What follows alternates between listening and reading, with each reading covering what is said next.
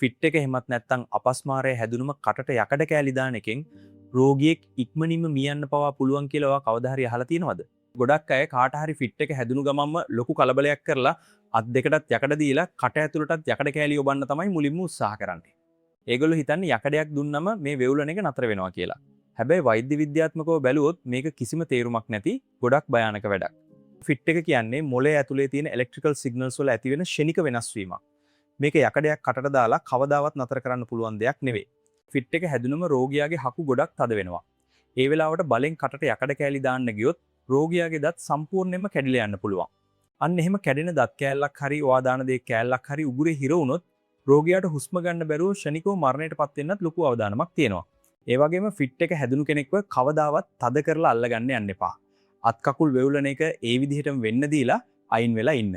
ඒ වගේ වෙලාවක ඔයා මුලින්ම කරන්න ඕන රෝගියා වැටිලා ඉන්න තැන වටේ තියෙන එයාලගේ ඇඟේ වැදිලා තුවාල වෙන්න පුළුවන් හැම දෙයක්ම ඉක්මනින් එතනින් අයින් කරන එක. ඊට පස්සේ රෝගියාගේ ඔළුව බිම වැදිලා තුවාල වෙන එක වළක්වන්න කොට්ටයක් එහෙමත් නැත්නම් නවාපු ඇඳුමක් ඉක්මනින්ම එයාලගේ ඔළුව යටින් තියන්න. ඊළඟට තියෙන ජීවිතයක් බේරන වටිනාම ප්‍රථමාධාරය තමයි රෝගියාව එක පැත්තකට හැරෙන විදිහට ඇල කරලා තියෙන එක.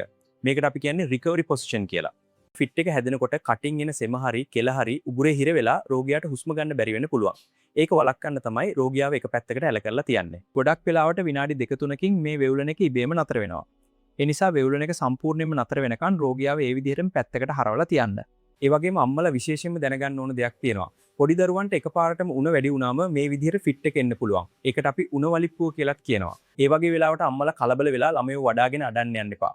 අර විදිහටම දරුවෝ පැත්තකට හරවලා තියලා උණ අඩු කරන්න ඉක්මනින්ම වෛද්‍ය ප්‍රතිකාර ලබා ගන්න. හැබැයි මතක තියාගන්න ෆිට් එක විනාඩි 5කට වටා දිගටම තියෙනවා නම් හරි ගැබිනිමවකට හැදුනොත් හරි විනාඩියක්වත් පරක්කු නොකර 1990ට කෝල් කරන්න. අත්දැකීමෙන් මම කියන්නේ ඔයාගේ මේ පුංචි දැනුවත්කමකින් ඔයාගේ ආදරණීයන්ට වගේම පාර යන අහිංසක මිනිස්සෙක්ගේ ජීවිතය උනත් බේරගන්න පුළුවන්. හදිස්සියකදී බලන්න මේ වීඩියෝ එක අනිවාර්යයෙන්ම ෆෝන් එකේ සේව් කරගෙන මනුස්ස ජීවිතයක් බේරන මේ වටිනා වීඩියෝ එකත් අනිවාර්යයෙන්ම ෂෙයා කරන්න.